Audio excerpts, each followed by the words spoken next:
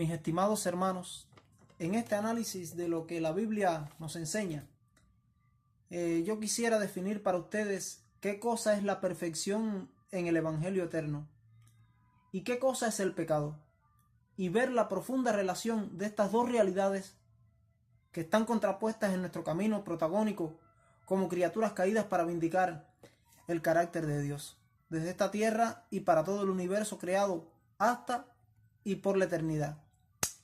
En una ocasión el apóstol San Pablo escribía bajo la inspiración de Dios lo que es el Evangelio en la epístola a los Romanos. Sí, allí en el capítulo 1, en el versículo 16 y 17, Pablo define qué cosa es el Evangelio. Y él dice que el Evangelio es el poder y poder de Dios para salvar a los que creen. Sí, mis hermanos, esta es una buena noticia, es una buena nueva de cómo Dios nos salva a nosotros del pecado. Pero la mayoría de nosotros hemos asumido que sabemos qué cosa es el pecado. Pero debemos tener cuidado, porque si nuestra definición de pecado no es bíblica y no está basada en un escrito, está en lo que dice la palabra de Dios realmente, es una información errónea.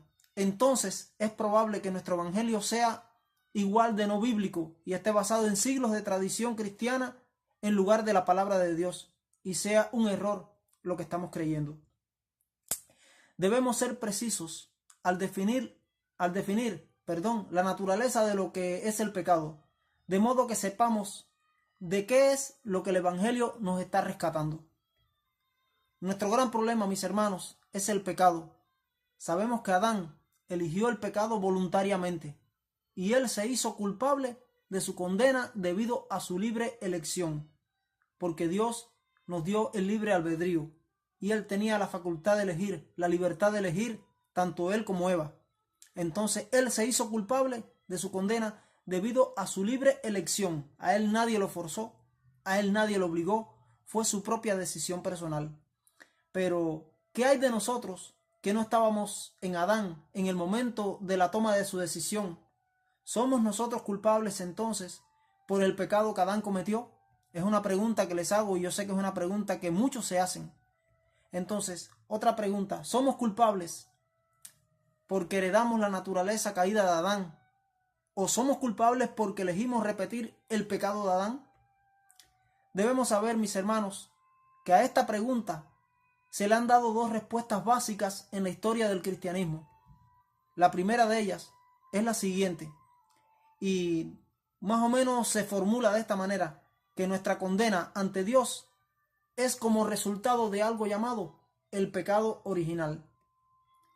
El pecado original no tiene que ver con la elección de pecar, según los que lo definen y según los que creen en él.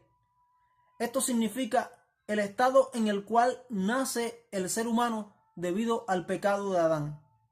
Según esta enseñanza del pecado original, como les decía en el inicio, el pecado de Adán nos hace a nosotros, sus descendientes, nacer pecadores por herencia genética de Adán.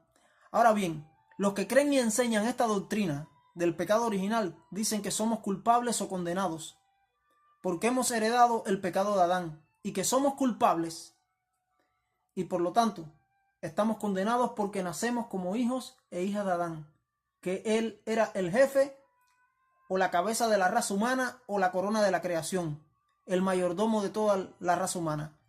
Ahora bien, los que afirman esta creencia del pecado original dicen que somos culpables o condenados porque nacemos en un estado separado de Dios en el momento de nuestra concepción y nacimiento. Estos dicen, predican y enseñan que nosotros nacemos separados de Dios y esa separación es nuestra culpa. Ahí estamos condenados.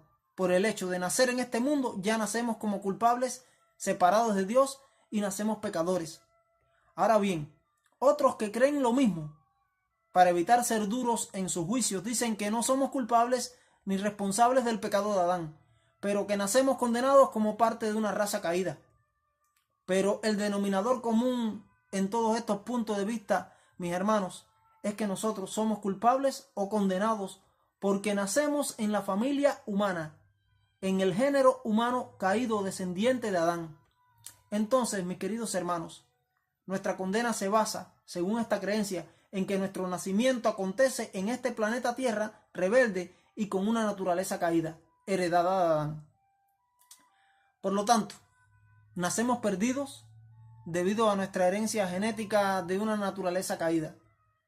A pesar de que nosotros podemos elegir hacer muchas cosas malas en nuestras vidas, porque tenemos la libertad de elegir, tenemos el libre albedrío para elegir, somos pecadores perdidos, no tanto por la toma de malas decisiones, sino debido a que nuestro nacimiento es malo, por herencia, y ya somos pecadores condenados a muerte, antes de que tomemos decisiones.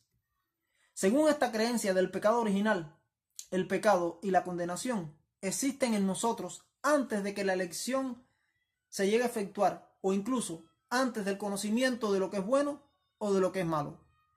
Es decir, que el pecado existe en nosotros, en el ser humano, antes de que nosotros podamos entender algo acerca de qué cosa es bueno o qué cosa es malo, qué cosa es correcto o qué cosa es incorrecta. Según esta enseñanza, el pecado reside dentro de nosotros debido a nuestro nacimiento en una raza caída. Venimos con un mal equipamiento, según ellos. Y esta definición de pecado es la razón por la que algunos creen en la necesidad del bautismo de infantes, del bautismo de niños, porque dice que un niño, desde que es concebido, ya nace en pecado.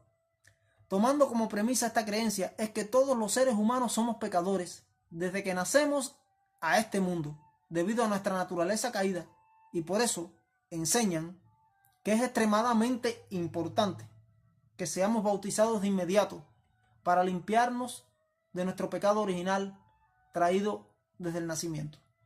Ahora bien, la segunda respuesta a qué cosa es pecado dice que cuando Adán pecó, algo cambió en la naturaleza de Adán. Lo que cambió fue su naturaleza perfecta y obediente a una naturaleza distorsionada, desobediente y orientada hacia sí misma, es decir, hacia su yo egoísta.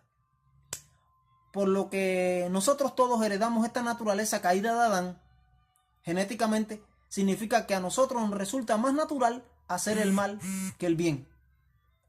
Pero la única diferencia en esta definición, de la definición del pecado original, mis hermanos, es que nosotros no heredamos la culpa o la condena. Heredamos todo lo que Adán pudo transmitirnos a nosotros, sus hijos, sus descendientes, en una naturaleza humana imperfecta y caída, pero no nacemos condenados y pecadores, no, mis hermanos.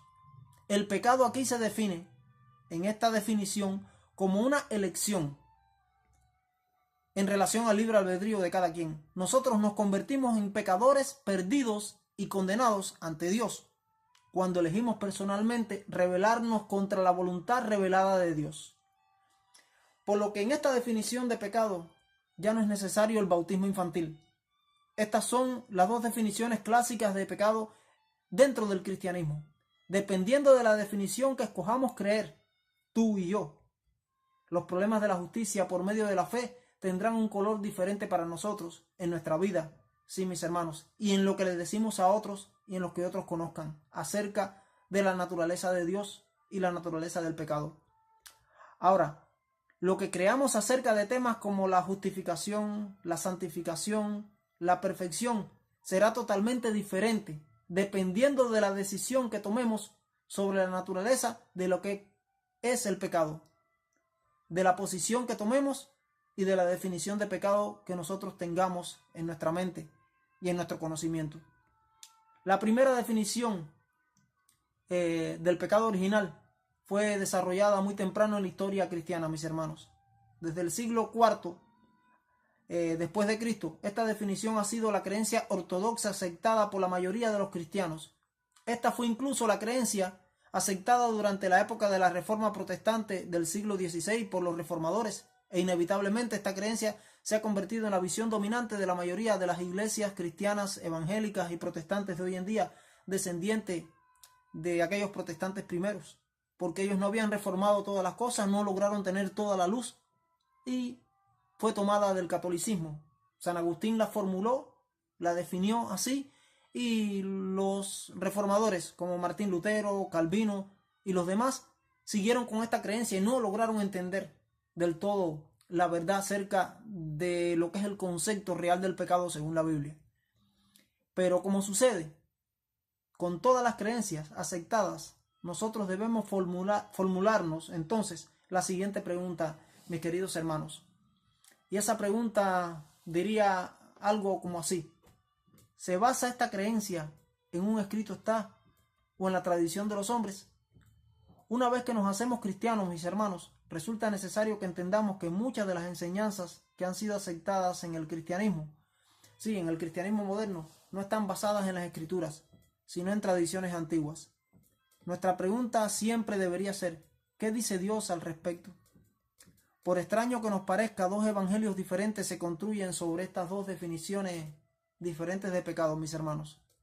Y debemos tener cuidado porque el apóstol Pablo nos advirtió en Gálatas capítulo 1, del versículo 6 al 8, que si viniera alguien, cualquiera, anunciando un evangelio diferente del que ellos nos habían anunciado, aunque fuera un ángel del cielo el que viniera, que lo llamáramos anatema o maldito.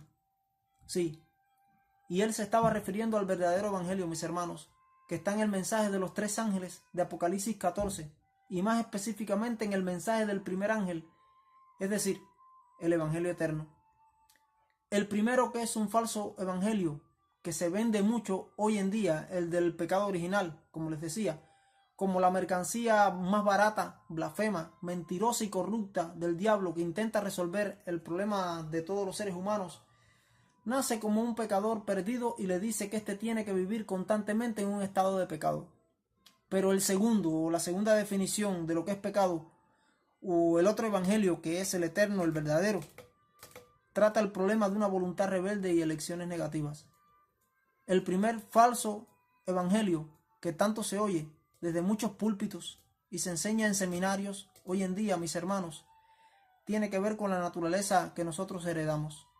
Mientras que el otro, el verdadero evangelio, que aparece en las Sagradas Escrituras, se centra en un carácter victorioso sobre el pecado, mis hermanos, y que Dios quiere desarrollar en cada uno de nosotros para vindicar en una generación su nombre definitivamente. Pero les digo algo más que debemos entender.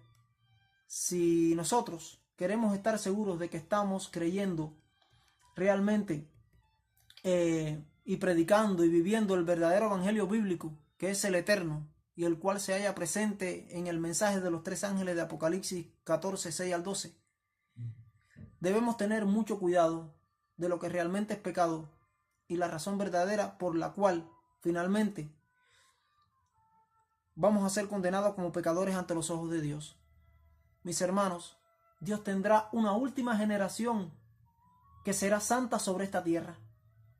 Esa generación va a poseer la misma fe que le dio a Jesús la victoria sobre el pecado y la tentación, a pesar de haber nacido él, Jesús, con una naturaleza heredada de Adán 4000 años después de la caída de Adán en el Edén. Esa generación que va a existir y va a vindicar el carácter de Dios de una vez y para siempre ante el universo, será perseverante en su fidelidad y obediencia a los mandamientos de Dios, y es la que se menciona en Apocalipsis 14:12, donde dice: aquí está la perseverancia de los santos, los que guardan los mandamientos de Dios y tienen la fe de Jesús.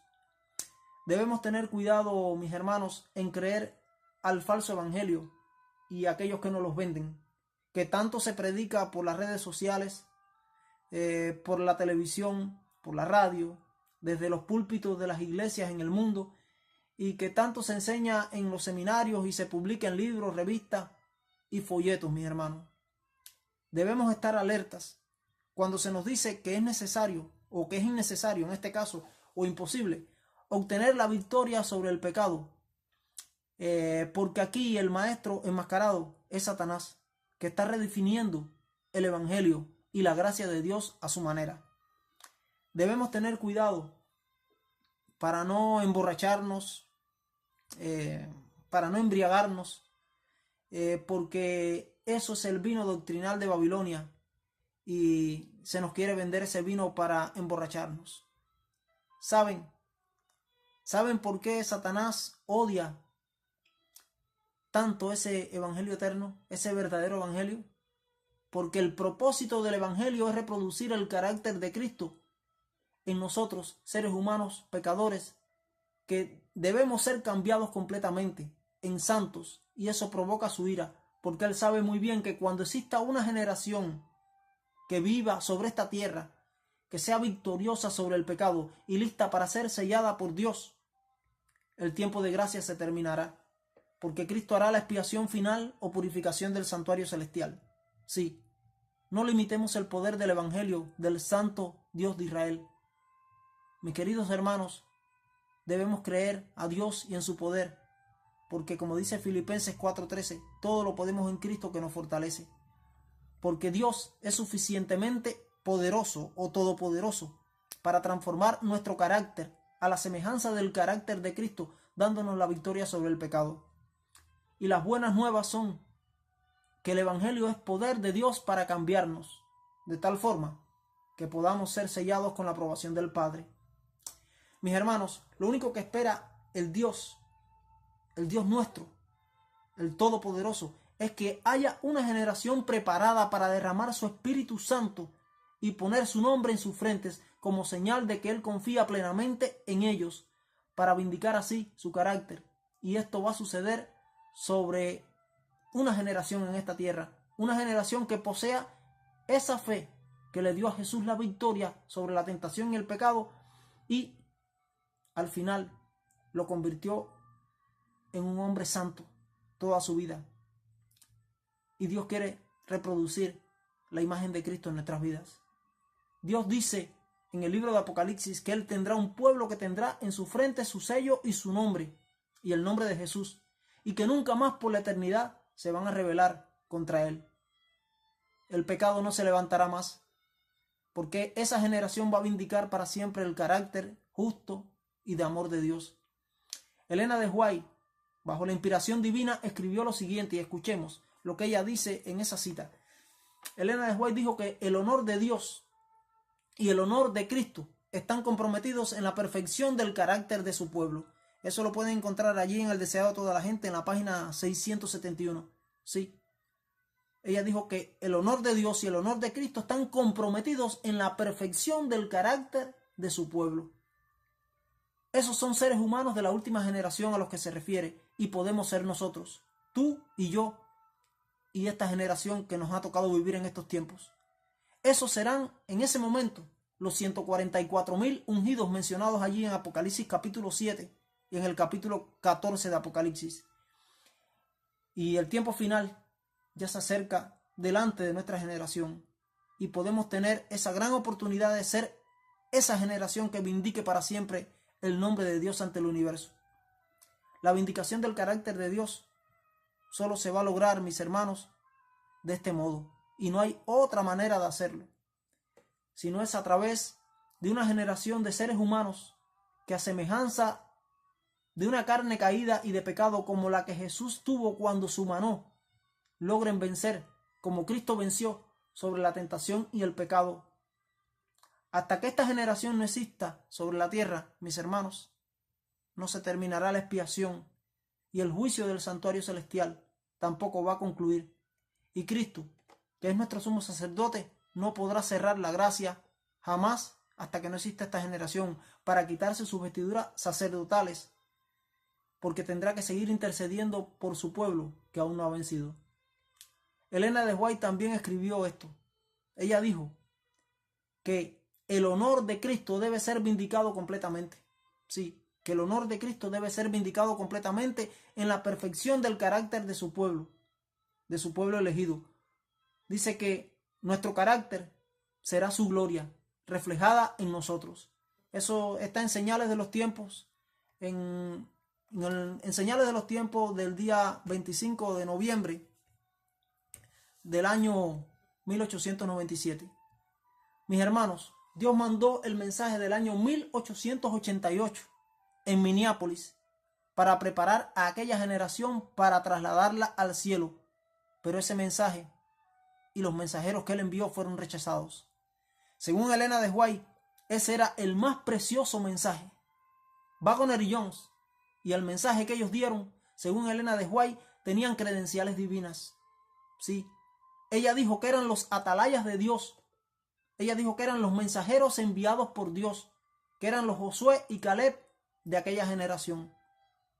La comprensión del mensaje de la justificación por la fe en Cristo que presentaron Waggoner y Jones en 1888 iba más allá que la que comprendieron Calvino, Martín Lutero, los reformadores de aquellos días, los evangélicos y cristianos de los días de Waggoner y Jones en este caso. Es decir, que de finales del siglo XIX. Ahora bien, la razón sencilla es porque ellos lograron fusionar la enseñanza exclusiva de los adventistas en relación a la purificación del santuario celestial, que es nuestra creencia más exclusiva. Más nadie la tiene, solamente la Iglesia Adventista del Séptimo Día cree en el día del juicio que comenzó en 1844, en la purificación del santuario celestial, y somos los únicos que creemos que existe un santuario en el cielo de donde Cristo está oficiando en el lugar santísimo la obra de la expiación, la purificación del santuario. Y ellos mezclaron esa enseñanza exclusiva nuestra de la purificación del santuario celestial con la enseñanza de la justificación por la fe presentada por Pablo, principalmente en Romanos y en Gálatas, aunque aparece a lo largo de todas las epístolas de Pablo, pero principalmente muy remarcada en Romanos, en Gálatas y en este caso en la epístola a los Hebreos. Ahora, por lo tanto, había algo que los evangélicos y los cristianos de aquellos días y los de hoy no podían entender de este mensaje de 1888, ni lo entienden, porque no tenían ni tienen la idea del mensaje del lugar santísimo del santuario celestial. Ellos se han quedado en el lugar santo y no han entrado velo adentro al segundo departamento, y por eso no entienden esta verdad. La combinación o fusión de estos dos mensajes, es decir, de la purificación del santuario y la justificación por la fe, es fundamental, mis hermanos, para entender la preparación para nuestra traslación al cielo. El asunto radica en que el santuario celestial nunca podrá ser purificado por Cristo, ¿no? Hasta que los corazones del pueblo de Dios no sean purificados antes. Mis hermanos, hasta que no entendamos que Jesús, nuestro gran sumo sacerdote, no tendrá éxito en la purificación de aquel santuario literal del cielo, del registro de los pecados nuestros que lo manchan, hasta que en esos pecados no sean erradicados completamente de las mentes y de los corazones de su pueblo en una misma generación. Sí, Él no va a poder tener éxito hasta que no sean purificadas las mentes y los corazones de una generación que viva sobre esta tierra, y entonces no va a poder concluir la obra del santuario celestial hasta que no sean purificados completamente la mente y los corazones de sus hijos en esta tierra. Esto no se trata de pecar, arrepentirse, volver a pecar y a caer a cada rato y arrepentirse de nuevo en un ciclo interminable. Pero es lamentable saber que la idea general y dominante en nuestra iglesia y en el mundo evangélico, en el mundo cristiano, todos los que creen en la Biblia y predican el tema del evangelio y la justificación por la fe, no el correcto, es que es imposible vencer sobre el pecado en nuestras vidas. La común enseñanza, y errada por cierto que está, al mundo y a la iglesia, es que como seres humanos caídos siempre vamos a caer en el pecado, y lo mejor que podemos hacer es ir a Jesús y arrepentirnos y decirle a todos que Jesús pagó por nuestros pecados de todas maneras. El falso evangelio evangélico que oímos por doquiera nos dice que Jesús te perdona y que tú vas y vuelves a caer, porque en tu naturaleza caída, heredada de Adán, nunca podrás vencer al pecado. Así que es imposible vencer sobre la tentación y el pecado como Cristo lo hizo. Apocalipsis 3:21 nos enseña que es posible vencer así como Cristo lo hizo, porque esas son sus propias palabras. Allí del versículo 20 dice en adelante: yo estoy a la puerta y llamo. Si alguno oye mi voz y abre la puerta, entraré a él, cenaré con él y él conmigo. Y al que venciere, así como yo he vencido, lo dejaré que se siente conmigo en mi trono. Es decir, al que venciere, así como yo he vencido. Hay un llamado a la victoria de Jesús, pero un llamado a la victoria como Él venció. Cristo venció en una naturaleza humana caída, 4000 años después que Adán había caído, vino con esa naturaleza humana caída y él venció sobre la tentación y el pecado. Entonces nos hace un llamado que al que venza como él venció, lo dejará que se siente en su trono. Es decir, que nos enseña que es posible vencer así como él venció, porque esas son sus propias palabras. Allí nos exhorta a vencer de la misma manera que él lo logró. Así como Cristo venció en su lucha contra el yo, la cual es nuestra lucha constante y a la cual siempre estamos cediendo, se nos ha desafiado a vencer a nosotros porque podemos lograrlo en su poder. Y aquellos que venzan en esta generación, mis queridos hermanos, han sido invitados a sentarse en el trono con Cristo, ya que serán los protagonistas de poner fin al conflicto entre él y Satanás, para vindicar el carácter de Dios ante todo el universo creado en su total victoria sobre el pecado. La razón por la que Jesús espera es porque su pueblo no se ha preparado. Su pueblo no se ha preparado aún, venciendo sobre el pecado, para recibir su sello y su nombre y el de su Padre en sus frentes. Dios ordena refrenar aún los vientos de la destrucción y las pasiones humanas, según nos dice Apocalipsis 7:1, donde se ven 4 ángeles reteniendo los vientos para que no soplen sobre la tierra, sobre el mar, para que no le hagan daño a sus siervos hasta que no sean sellados, porque no tiene suficiente pueblo todavía para sellar. Este sellamiento no es más que la marca o señal de la aprobación divina, colocado como una distinción o un distintivo sobre su pueblo, porque puede confiar para siempre en ellos. Y sí, Dios puede confiar para siempre en su pueblo. Ustedes saben por qué. En ese momento, porque nunca más lo traicionarán ni lo van a bochornar ante todo el universo caído y no caído, ante los mundos que no cayeron, ante los ángeles que no se rebelaron y ante Satanás, los demonios y los humanos rebeldes. Completamente será vindicado su nombre y por eso él tendrá confianza en ese pueblo, pudiendo decirle Dios a todo el universo creado que esta generación es una muestra, un ejemplo de que sí se puede, de que sí es posible vencer sobre el pecado, aún con una naturaleza humana caída, así como lo hizo Jesús, que venció durante los 33 años y medio que vivió en esta tierra como ser humano.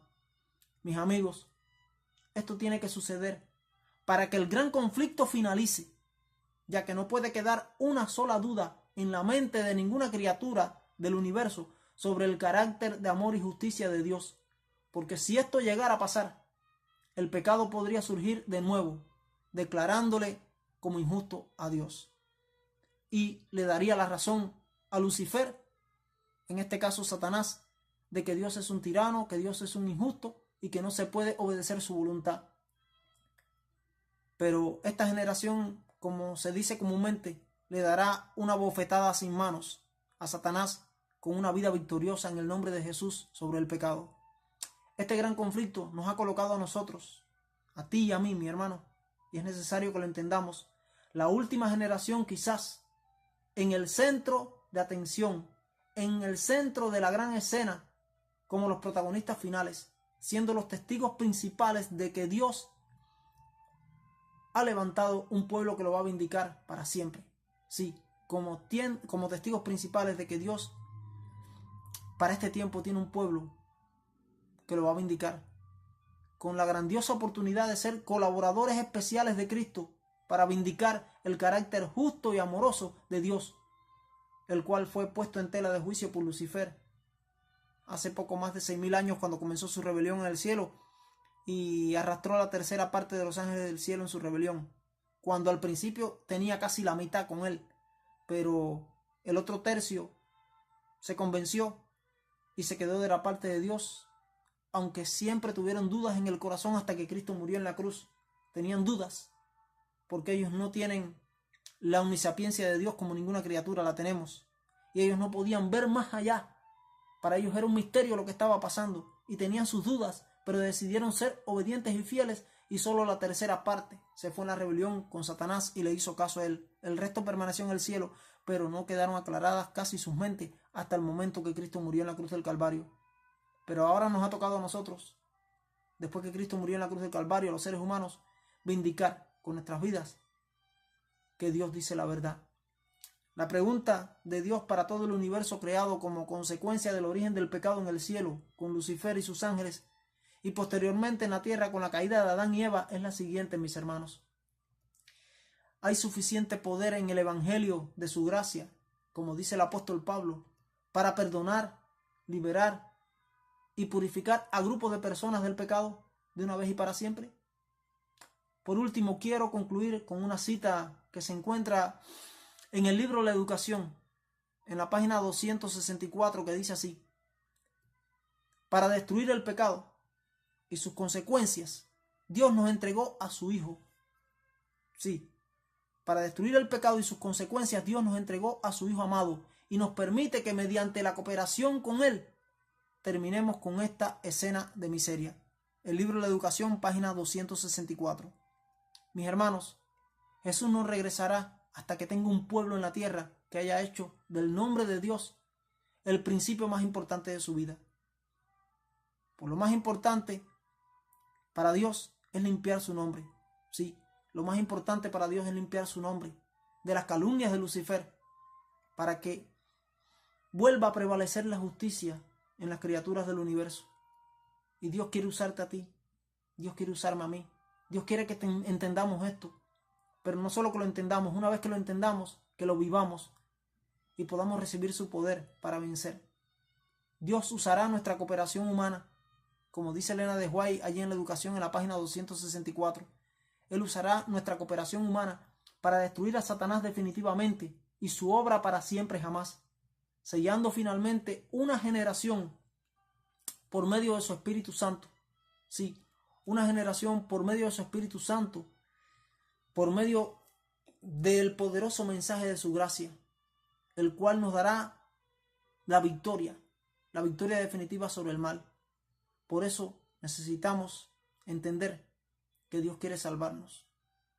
Necesitamos entender que Dios puede salvarnos, pero necesitamos entender que nosotros podemos vencer, así como Cristo venció, porque Él nos los pidió, y les repito el texto que les leía hace un rato, Apocalipsis 3:21. Al que venciere, dijo Jesús, así como yo he vencido, lo dejaré que se siente conmigo en mi trono, así como yo me he sentado en el trono de mi Padre, dijo Jesús.